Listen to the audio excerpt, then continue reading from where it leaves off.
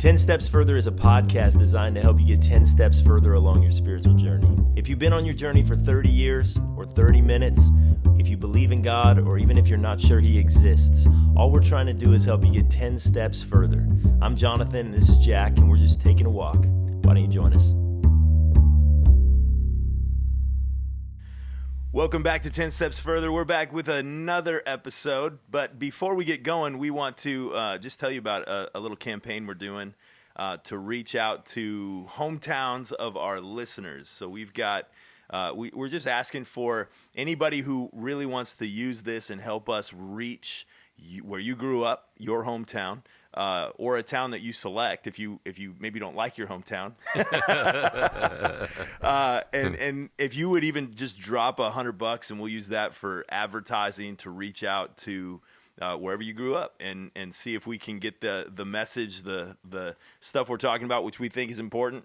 The conversations are important. Whether our insights are the most important or not is up for you to decide. It's just me and Jack here today. Yep, it's just us. It's just us. So anything else about how that works? No, man. So we're just trying to reach your hometown. And so hopefully we're going to create a map with all these different places and we've already got several of them ready to go. But if you want to join us and reach your hometown, why don't you just email us at jack@canyonsprings.org or jonathan@canyonsprings.org, and we'll point you in all the right directions. Yeah, is there a link up yet for that? There is, but I just can't remember what it is. I should know it off the top of my head, but okay. I just don't. Yeah, we'll get you there. Yeah, we'll get you there for sure. It'd be great. All right, what are we talking about? Okay, we're talking today about the counterintuitive key to getting more. Okay. You and I have talked a lot on this podcast that we believe in all of our hearts that God wants us to have more. Yeah, there's always more to be had. But at the same time, there's the tension because God also wants us to be content with what He's given. So contentment is value, but when you serve an infinite God, I'm just always convinced we only have so much. Well, the general conversation when you talk to anybody about getting more would be more stuff or more money. Right, yeah. And we've made it bigger than that. What we think that you probably can have more of, for sure, is more peace in your life. Yeah. And better relationships. Yeah. And you're going to have a little bit more purpose in your life. That there's something out there that if only you were giving your life up to God just a little bit more, walking a little bit closer with Him, He could open up your eyes to the amazing. That's my feeling. Yeah. I wonder how many people just checked out, there is no more money, it's just going to be more peace. No, what would give me more peace? More money. Well, we're gonna talk about that. We had a good conversation about that, and hopefully that will come up again, because when we talk about getting more, I'm not sure that God says we won't have more money and I don't know. I was a little bit hesitant on the stuff, but certainly there's an entire Old Testament where God promises His people prosperity over other people. Right. The book of Proverbs talks over and over and over about prosperity. There are Bible characters, David and Solomon, all kinds of kings who, because they prioritize God, they had more. Yeah. And you see that in what we're going to talk about today, too, this counterintuitive way of getting more is found even in the New Testament, where it's by the measure that you're giving, you're receiving and getting back. Right. And Jesus seemed to echo a lot of that, and yet at the same time, He kept giving. Even though He had all of God's resources at His disposal, He was a giver more than a receiver. Right. So let's start with Paul's words. It's in Acts chapter 20. He says this, you yourselves know that these hands of mine have supplied my own needs and the needs of my companions. So he's not asking for money, right? Right. In everything I did, I showed you that by this kind of hard work, we must help the weak, remembering the words of the Lord Jesus Himself, who said, it is more blessed to give than to receive. Mm-hmm. Now, I've always used that. We have a buddy who goes to Canyon Springs, Jacques Césaire, who's a football player. Always said that this was his life verse on the football field. It's more blessed to give than to receive when it comes to when you're hitting other people. smashing people. Yeah, it's so good. Definitely true. Yeah. Nurses understand that, especially when it comes to giving shots. Right. I just had lunch with a buddy named Josh, great guy, and his job, colonoscopies. Okay. Yeah. And more blessed to give. It is definitely more. I will have to ask Josh. I'll ask him if it's more blessed to give the colonoscopy than to receive the colonoscopy. I've never given one, but I've gotten plenty of them. Okay. Yeah, I once. Yeah, wow. I know a bit. So I got on the. Do you want to know this? Is this an appropriate conversation for the podcast? The amount of colonoscopies that I've gotten. Yeah, what's your number? I had a tumor and I had to have it removed, so that puts you on the fast track. So I need to get one every 5 years. Right. They just upgraded me to every 6 years now. Oh, but nice. man, at the beginning I was getting estimates. Like they give me all kinds of colonoscopies to check me out. Yeah, Right. Yeah, I'll just tell you, it is not that great. Yeah. To receive. Yeah, I don't want to give them though, but Okay. I probably don't want to do that either. And I don't think anybody wants you to give them a colonoscopy. I'm not saying anything about your education, but you're certainly not educated in that arena. Right. Okay. Would you agree with this statement that dads believe that giving is better than receiving, especially when it comes to advice? I thought you were going to say discipline. This hurts me more than it hurts you. Did you ever say that to your kid? Never. I'm like, no, this is probably going to hurt you more. It's probably going to hurt. All right. Yeah. You just lost a lot of people. Right. With the corporal punishment part of parenting. Yeah. All right. Yeah, it's in the Bible somewhere. That's a whole nother Spare podcast. the rod, spoil the child. Somewhere in there. Right. Okay, we're not going to talk about that. So giving advice, yeah, I would agree. Okay, I looked up some Jimmy Fallon wisdom. Hashtag dad advice. Okay. Okay, you want some? Yeah. My dad always tells me, don't use your turn signal. It's no one else's business where you're going. I like that. At the airport, my dad said, put one shoe in each suitcase so if it gets stolen, they can't wear your shoes. That's genius, though. That's genius. Yeah, really? I asked my dad if I looked fat in my bathing suit at the beach. There's a woman writing this, and he said, keep drinking and you won't care. That's just a bad dad. That's right bad there. in every respect. Yeah. Here's another one. I don't know. This seems to be a trend. My dad said, when painting a room, keep the window shut. You can get a real buzz going. That does sound like something I'd say to my kids. Yeah, and then they would I laugh, think you would be messing and with then they it. would laugh. Yeah. He probably said it as a joke too. Right. Last one. My dad told me if I ever wanted to take a nap during class to make it look like I'm praying, so my teacher couldn't get mad. Okay. Christian family then. Yeah. Right. Right. You know, I think we probably get it. Right. I think we would probably all say this. Okay. Better to give than to receive. Right. But certain areas make it hard, right? Like money. Yeah. I mean, honestly, way easier to get money. Way easier to get it than to give it. Yeah. Right? Yeah. Well, yeah, in a way. I mean, more, I don't know if it's easier. Like, I mean, just the process. You have to work hard to get it. Right. That's true. You can instantly give it. I'm thinking rather. What would you rather? Yeah. I think most people, I mean, like my first thought was like birthdays. Like, no, I'd rather go to my birthday party than anyone else's birthday party. Right. You know? Right. Tickets. Yeah. Better to get tickets than give them. Yeah. Right? Yeah. It's just the way it is. I think even if mentally we agree with this statement, still, 99% of those Amazon packages are for you. Right. Right. So let me give you research. Okay. Right?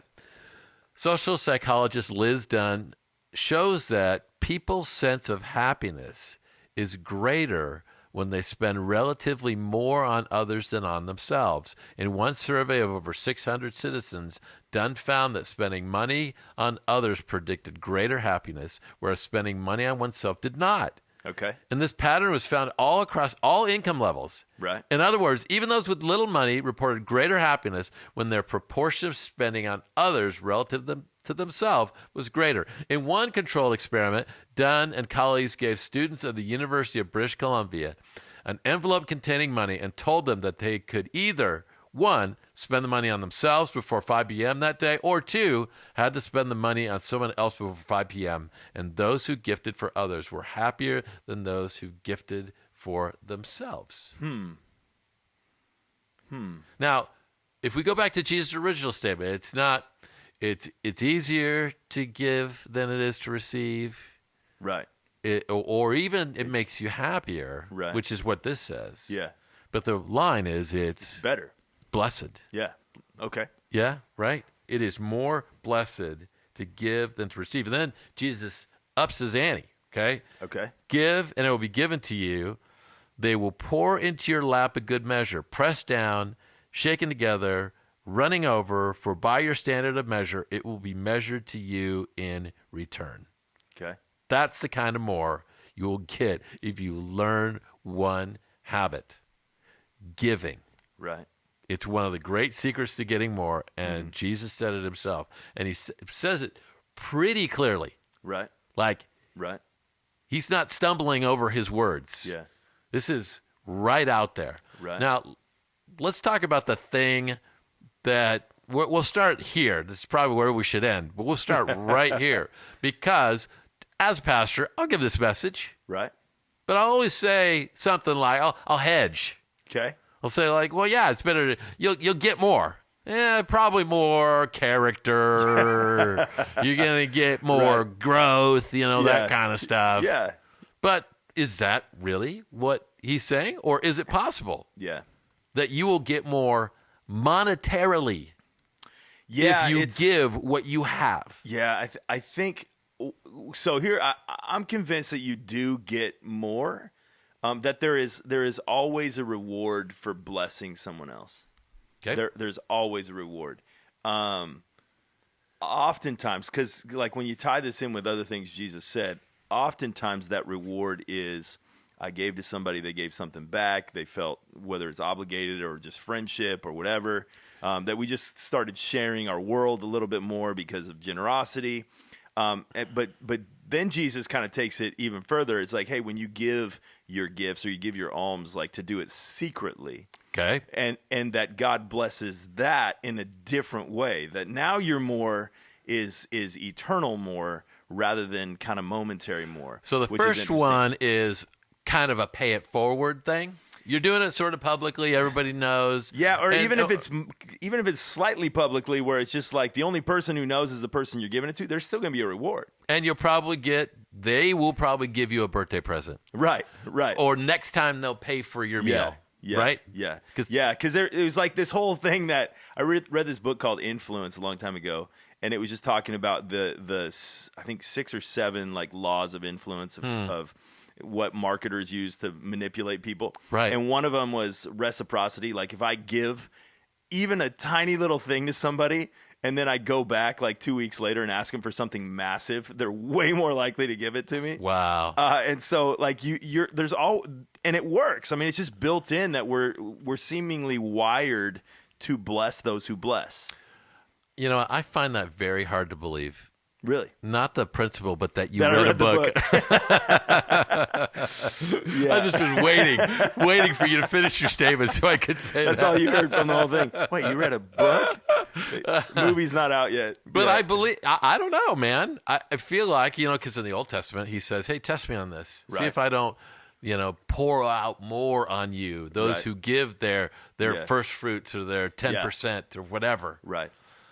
No, but I do believe that's like a terrible reason to give. Really? And I don't really think, if my only purpose of giving Yeah. is because I think that God's going to give me more money. I don't love that motivation. Right. I don't know Right. that I doubt it. Yeah. I do know that if you prove yourself to be a very selfish person, that I don't believe that God's looking for an opportunity to give you more. Right. So is selfishness, though, that becomes part of the discussion, too. Is selfishness something that's going on? Like, can we be a selfish person and give? Like, good does question. giving make us know? Like, because like what if it is our motivation? Like, why? I remember I was working at a camp, and we had this old guy that was running the camp. I don't know, he was in his 70s at the time. He's now in his 90s. And he made some comment, like it was like a rainy day, and there's like 200 kids at this camp. and he quotes some verse like what you're quoting here, and he's like, you know what? I want to be rich. Let's take everybody to ice cream. Right. And it was like this kind of matter of fact, like, well, God promised he's going to bless us. If we bless people, let's bless everybody today. And it's kind of like, well, are you selfish if you're doing something? And for him, I know he wasn't that. But like if you're just like, you know what? I'm going to take God for his word, and I'm going to give as much as I can because I want as much as I can get.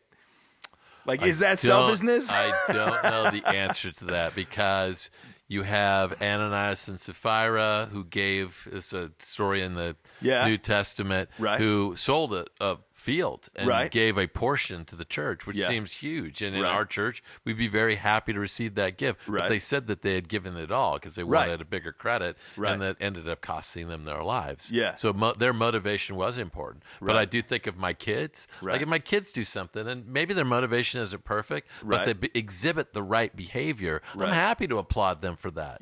I'm happy to give them more in that case. And our friend Leslie Hyatt says, if you run out of something as their kid, giving it, they will give you more.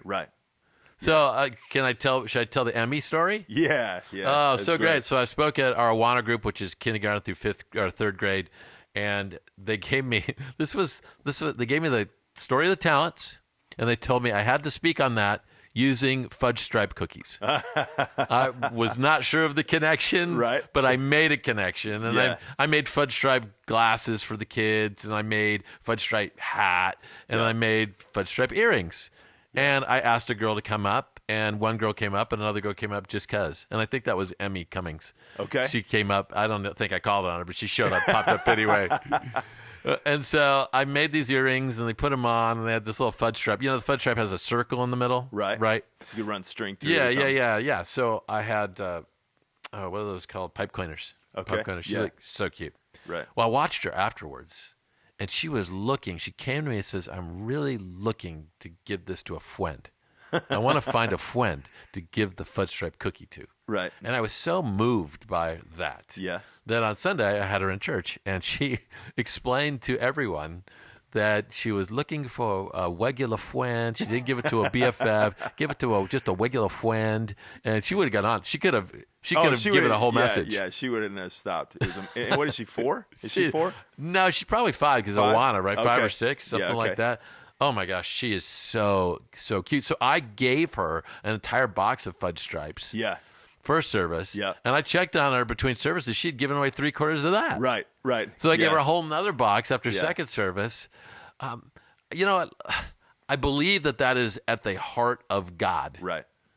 And so sometimes we have to do things, even if it's harder, even if the check's hard to write, or whatever it is the giving is. Doesn't necessarily mean money, or it could be your time, whatever.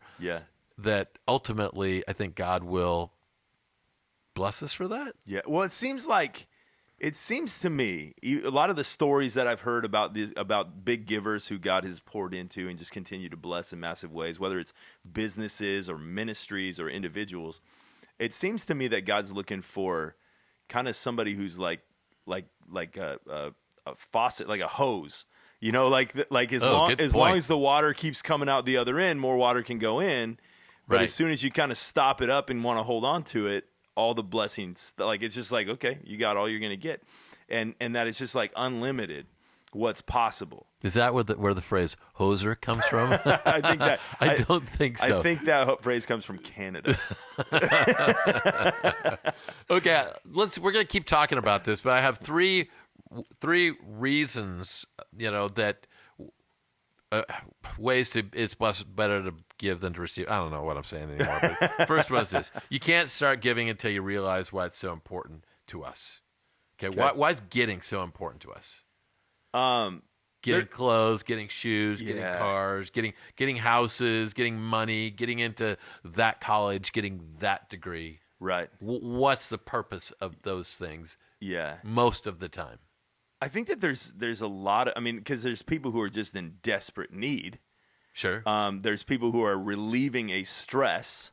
I just think of a time, where you can't pay your bills, and God comes through in whatever way, bringing somebody in to bless you with the money to pay your bills or paying something for you.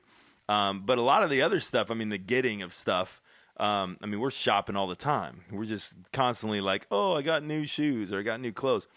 Some of it's status, some of it's, you know, I don't know. Doesn't it kind of all boil down to it feels good? I think it does. And part of that is value statements. Okay. They're value statements. Your, Right. your shoes are a value statement. Yours have a hole in them. I noticed that. They do, but they were cool for a minute. They were. They were. I question anybody that buys white Vans. Really? Because they're not going to. San Diego, man. You can't question that many people. Well, I don't know, man. Like, they're all dirty. And yeah, it's good, man. Yeah. It's like wearing socks. But your clothes are a value statement, and the car that you drive is a value statement. Right. A lot of people in this community, what their home looks like, Yeah. the kind of repair it is. Right. And here's how you know. When you invite people over, what is the thing that you're embarrassed by? Right. And it can be as simple as, you know what, our backyard's not put together, Yeah. or our appliances don't match, or Right. there's that chair Yeah. that's a little ratty, or the dog sleeps in, or something like Right. that. Right. Yeah. Yeah. I think it's funny because I feel like I just grew up. I grew up in such a different world than that. I remember going to a friend's house one time, and his house just did not look lived in.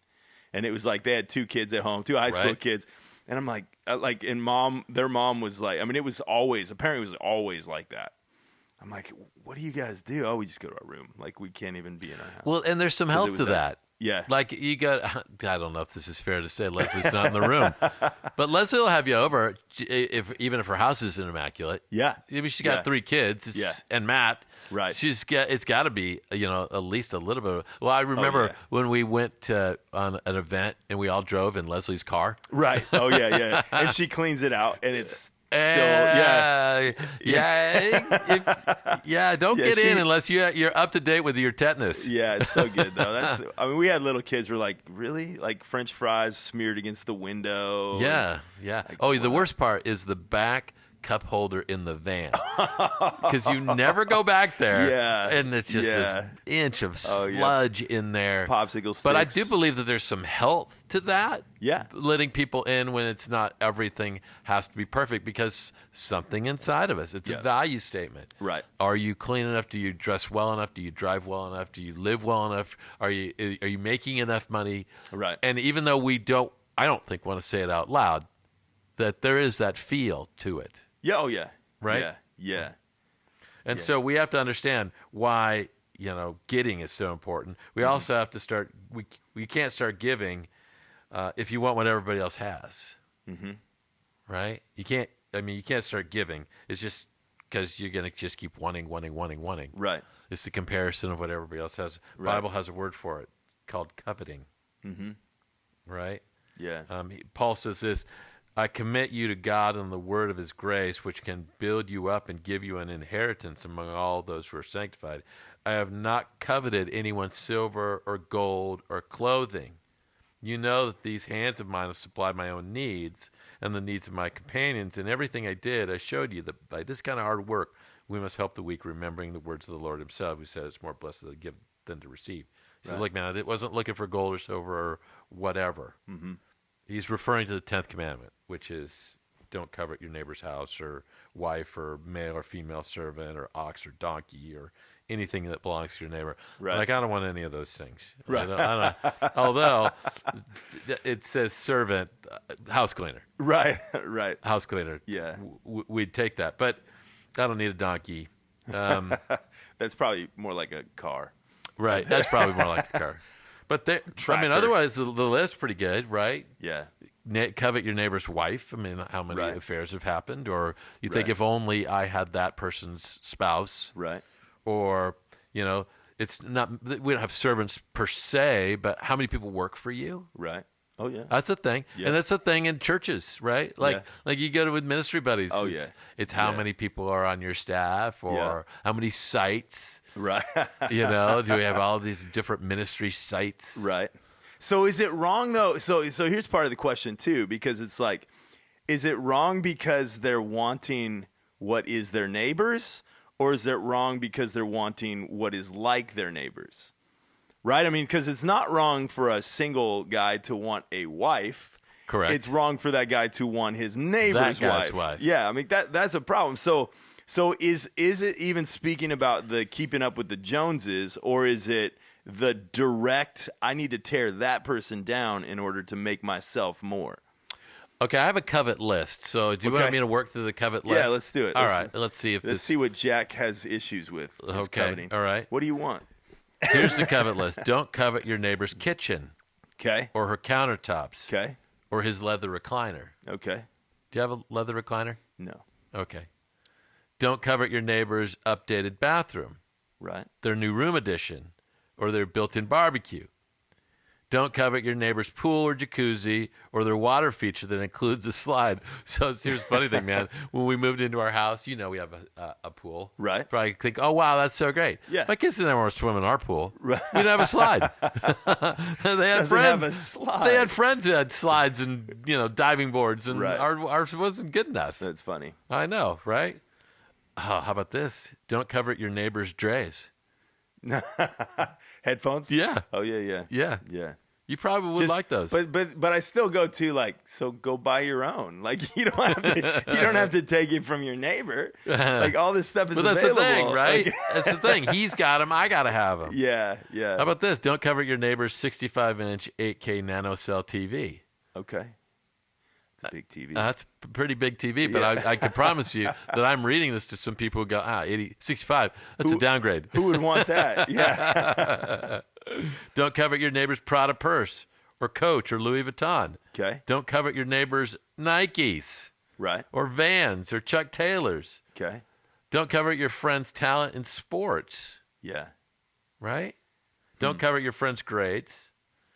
And then unless you're getting an F, then you should maybe cover it a little bit. Don't covet where your friends are at, what college they're going to. Don't covet your friends' social media. Okay. That's a thing. Right. How many likes, how many, Right. It's a measuring stick. Okay. Don't covet their Porsche, their Mercedes, or their Tesla. Okay. If you don't know, Jonathan has a Tesla. Yeah. Because he coveted somebody else's. and he needed That's to get how it one. went. I took it from my neighbor. But this is real. Don't covet your friends' vacations. Okay. You're on social media. I've noticed, when we moved here, people vacation better than we did, Yeah. right? Yeah. And somehow that can get in your head Right. and can mess with you a little bit, Right. right? Yeah. Don't covet somebody's looks. Mm-hmm. Don't covet your friend's cool parents or coworkers or hot wife or successful husband. Don't covet your neighbor's Honda Ruckus. Yeah. Yeah. Oh, I'm sure we've told this story, but Jonathan bought one, and 5 days later, I had to have one. Mine was cheaper. I got it on Craigslist, but actually, mine was cheaper because somebody bought it for me. that's true. That's very true. Yes. Yeah, it was free. Yeah. Yeah. Look, here's a line that I've learned. That's great, but I don't need it. But honestly, it's hard when somebody else gets something. Right. Yeah. And you're never going to be able to give if you're always about getting or keeping up. Right. You know what's interesting though? I just keep getting in my mind. I keep going around and around because is covetousness the same thing as wanting something? Because like we live in a day now where things are mass produced, right? I mean, It's just like you can go out and buy the exact same car, basically get your kitchen done exactly the same. Right. In the writers, in the times of the Bible, that wasn't a thing. Like if your neighbor had a really nice car, which they didn't have any cars, but if they had a really nice car, there was only one of that car in the world. And so for you to keep up, you literally had to have that car, that same exact one. Well, they measured themselves differently. They measured themselves by livestock. Yeah. And how many head of sheep Right. or I don't know if it's cattle, but probably camels. Those are the kinds of things that you would measure yourself. You would measure yourself by how many children you had, and how many male children that you had. There's verses that talk about you won't, when you battle your enemy at the gate, Right. The guy that has the most kids wins. Mm-hmm. So those were things that, kids aren't exactly the same, Right. but you still measured the same way. And those are Right. probably the biggest things that we measure today. Right. Those are all wealth measurements. And Yeah. that's what these things become. Right. As a nice new kitchen is a wealth measurement, as is a car, as is shoes and clothes, what have you. It can be though, right? I mean, Can it's be. because Right. I mean, like we live in San Diego. You don't get much done if you don't have a car. Of Right? course. I mean, like just everything's freeways around here. Right. It's just like everybody drives everywhere. As where you live in New York City, and you might actually do better to not own a car, depending on if you live like inner city, Right. subway systems, all that. So it's just kind of understanding. So then when you're looking for a car, do you buy the best one you can afford? Do you buy one to make you, because then are you trying to look more spiritual by buying less than you can afford? Right. Right. So I don't know. We had this conversation about, and you brought it up. I didn't bring it absolutely. up. You brought it up. I'm not afraid of this conversation. You brought it up because you said, Yeah. like, what should I do? Should I buy the Civic? Right. Because the Civic's going to basically cost me the same, maybe a little bit cheaper, but over the long term, Right. the Tesla is going to be better because I don't have to pay gas. Yeah. And it's going to be and electrical. And that's debatable depending on how these new cars hold together. But yeah, when I bought my car, like I weighed it out and I'm just like, I don't think you're paying that much more, and you're getting kind of a more fun car that can do a lot of cool stuff. And so when we bought the car we bought a more expensive car that has less maintenance in the long run and keeping it on the road. Potentially. Yeah, right. And so, but I don't know. I just wrestle with a little bit. I just wrestle with like, is coveting the same thing as just kind of desiring something that you don't have versus like the direct, this belongs to somebody else. It's I do see this issue with competition and comparison. Sure. But is that always really the reason why we do it? It's I don't know if we're like exercise. I remember years and years and years ago when I started working out at all, and I remember a friend of mine started as well, and he's like, turns out, man, there's more to exercise than just vanity. Like this actually benefits me in a lot of ways. Right. But so like exercise isn't bad, but there is this whole other side of exercise that's this whole vanity piece that is all about perception of myself and comparison to other people. I think one of the points I'm trying to make here is, let's just take your bank book or your checkbook or credit card statement, however you're going to measure that. Right. It's just a fact of life that if all of those things that you're spending money on go for whatever it is, your comfort, your style, your ease, if that list takes up your paycheck, you got nothing to give. Right? And you're going to be missing out. It's just to make that shift of, I mean, it's not even, the Bible made it. Liz Dunn made it in the psychological works. You're pouring your money into something to make yourself happy. Is going to not make you as happy as taking your money and valuing other people and pouring into them. It's this biblical principle. Absolutely. Right? And we're not, this isn't the, we're not taking an offering at the end of this podcast either. That's not the reason why we're talking about this. We're talking about this because we want people to get to this place where in their thinking they go, look, man, I'm just going to, if I care for the people around me and I pour into them, and I will be honest with you, this is kind of a way that in some ways, small ways, I've learned to live my life because it's very difficult for me to buy stuff on myself. But I love taking, my son he's turned 27 this week. And so I went up, he's up north in the Bay Area, and we found the #1 rated restaurant. It turns out it's not a restaurant. It's a magic show thing. You that get dinner and watch something like that. It's like 900 5-star reviews. And so we bought him that. I thought you were going to say $900. I'm like, no, you guys hooked him up. The tickets were $55, and he's going to be on his own to buy whatever drinks or appetizers or whatever, because that's all you can get. But it was so fun. I love that so much. If I had bought that for myself, I'd be thinking, I don't know if I just spent that much money. Maybe I'll just watch a magic show on TV. Right. Yeah. But there is a joy to that. There's a little bit more of a freedom when you're kind of splurging on someone else. Yeah. Than when you're like, yeah, I don't really need it. Like it doesn't have. I mean, it's like a moment of like, okay, that was awesome for a second. Yeah. Maybe for an hour. Right. Right. But when you're doing it for somebody else, you get to keep that. It's a value statement. Yeah. You just valued that person, Right. and you thought about them. And Yeah. okay, I've got a third point. We'll keep talking. This is good conversation. You can't start giving until you slow down your getting. Right. Okay. Godliness with contentment is great gain. Okay. We brought nothing into the world. We can take nothing out of it. But if we have food, clothing, we'll be content with that.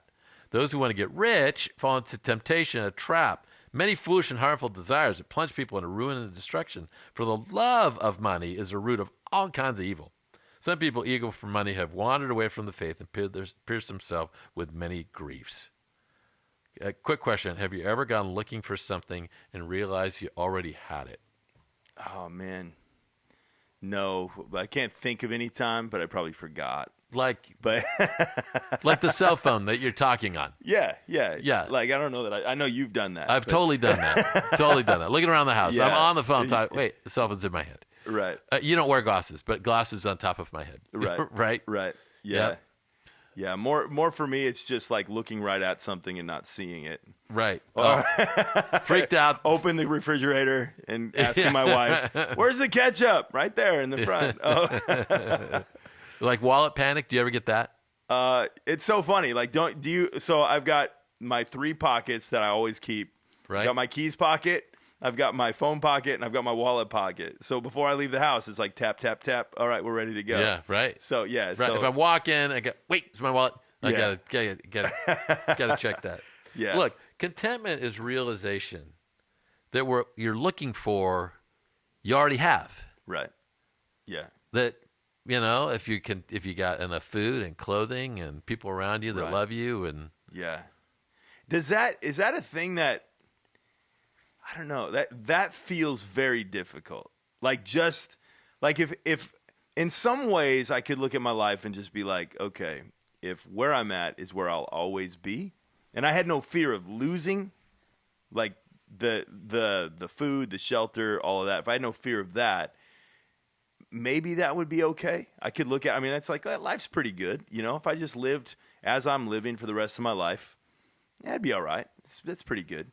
But there is that fear that it's not going to maintain forever. Right. That at like Right. 85 years old, I'm not going to be able to live where I live, do what I do.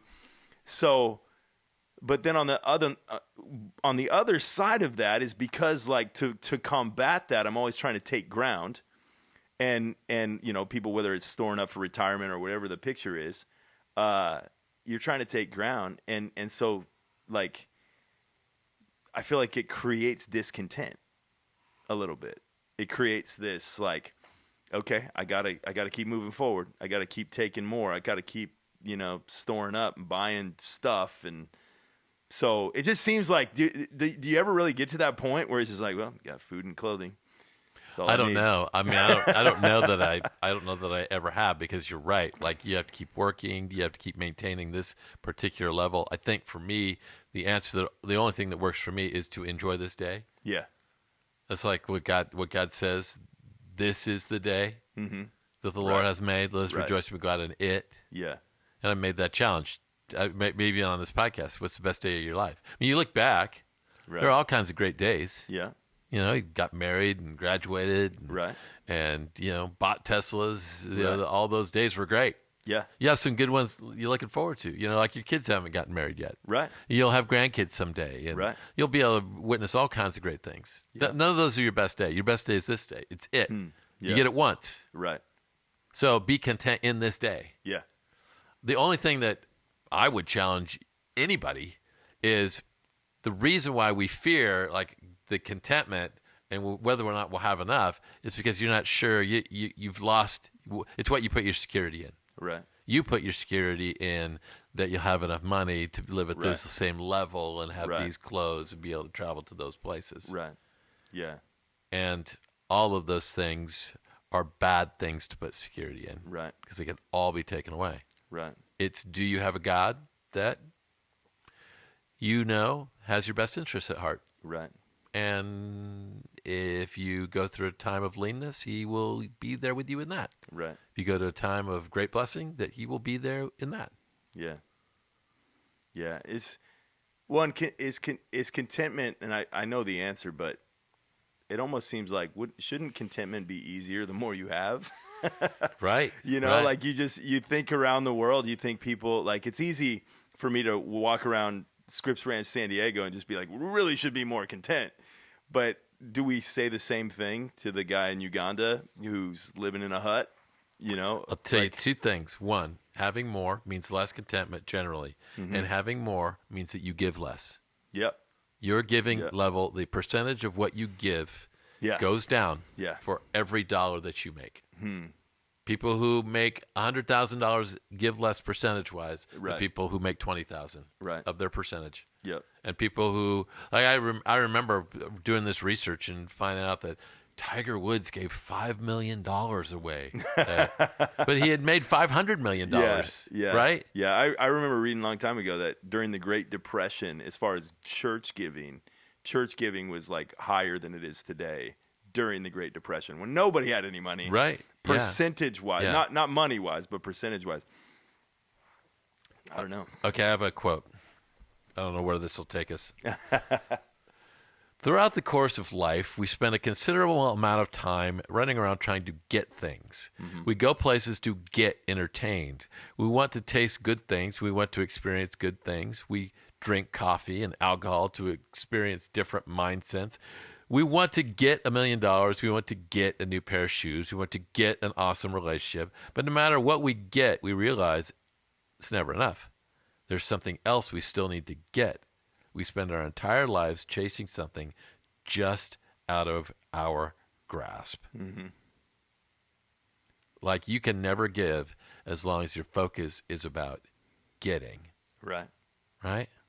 So maybe it's time to start giving. That's an interesting thought, even in that discussion of what is that it's more blessed to give than to receive. Because I've just have this theory and battle that I fight between consuming and creating. In the internet world, you know, you think of social media, you think of Facebook and Instagram and all that. Most of us spend almost all of our time in this world where we have access to everything in the world, and we have access to the eyes and ears of people all over the world. And I feel like when I'm engaging with the internet, that creating, and which is giving, where you're contributing to the conversation rather than just taking in and stuff in your brain and stuff in your senses, that creating is that giving piece. And there's actually, I mean, there's just more benefit in every way. Like if I can go away from having created something with just a sense of accomplishment. There's no sense of accomplishment going away from consuming. Right. So I think that it's all, it's just interesting. So I'll give you just a couple easy ways. Okay. You want to start giving. Start easy. Give someone a note. Notice them, write them a note. Okay. Pick up your friend's favorite Starbucks drink. Okay. Give a compliment. Right. Prioritize time with people important to you. Something I have done for several people is I made a Spotify playlist for them. Right. Yeah. Like I looked up every song. I had hip surgery. Looked up every song that has to do with hips. Yeah, it's hip to be square, and I send them that. I think I've told you this one before. Here's some songs off of a playlist. Tell me if you can guess what the playlist is for, what they were going through. Ring of Fire by Johnny Cash, Burning Love by Elvis Presley, and Shake Your Booty by Casey and the Sunshine Band. Yeah, I think you did this one before. Yeah. Hemorrhoids. This is a hemorrhoid playlist.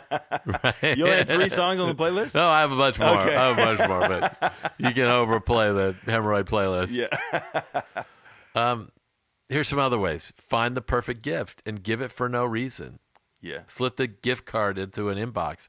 Buy someone tickets to an event that they would love. Get it on Amazon. Send them a T-shirt that reminds you of them.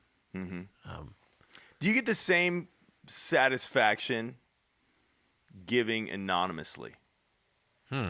Like if they had no idea and you still give the same gift, I mean, because receiving it, right? You get kind of the same satisfaction. I mean, there's somebody was thinking of me and they gave me something, but then and you want to know who it was. Do you practice that? Giving without telling somebody? Yeah, but not as much as I should. But I try to be like that. That kind of I think it has something to do with something I picked up growing up, where I kind of try to make that a default a little bit more. But it just makes me wonder, because I mean personally I feel like, well, I'll probably get a lot more if you've signed your name. If I sign my name, if they know it's me. Yeah. Because I know, we've talked about it before, because again, there's a whole online marketing thing, which is just basically do awesome things for other people with the camera rolling and you'll be famous. Like it's right. I do believe that God cares about our motivations and those kinds of things. Yeah. And when we give to him, that's what he says, right? Yeah. Don't let your right hand see what your left hand is giving. Yeah. Right. Yeah. So but I know that it's like, well, if nobody's going to know, am I still going to do it?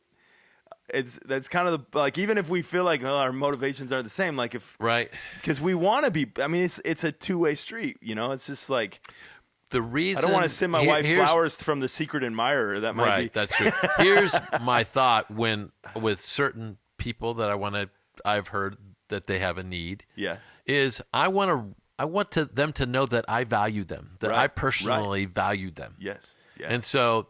The way they know that is by me telling. Now, the way I think it's bad if I tell everybody that I did that. Yeah. Hey, look what I did. Yeah. Yeah. Yeah. But yeah, and that's the thing. I just think of it as Jesus says, you give publicly and you'll have you get a reward either way. Right. And it's a positive reward. I don't think there's anything wrong with giving publicly. Right. But there's another reward. There's something that a spiritual side of giving, that when you give secretly and you're truly not only just giving to the person, you're now also giving to the Lord, and the reward can't come from the person. Well, the scenario that Jesus is talking about is that the Pharisees would give change and it would make this big metal clunk when they walk by, so that they would intentionally give. Yeah. It's actually a Seinfeld line. Okay. It says, so Jerry says, so you wouldn't give money to the blind? And he says, well, not paper money, right? Right? You got to hear it. Yeah. So there does. I think there's part of that, and that's a whole nother discussion, which we're sort of out of time. Right. We just started this Lent journey at church. Okay. And some people are giving up, and I just thought this was really cool. My friend Melanie did this. I wanted to convey my gratitude and thanks for a great message about Lent. Yes, it was a while ago, but wanted to follow up and ask for us to reach back out to you. For Lent, I gave up Amazon and all online shopping for 40 days. And I am now a millionaire. What an awesome lesson for me. The first few days, I caught myself picking up my iPhone and starting to order something off of Amazon. Would catch myself. As the days continued, I prayed, instead of making an online order, I must have saved hundreds of dollars, well as got into a great habit. I just gave it back to Canyon Springs with gratitude, Melanie. Wow. Yeah. Isn't that great? That's awesome. That's great. Love it. All right. It is more blessed to give than to receive, no matter what Jonathan says. Yeah. I just got to argue with it.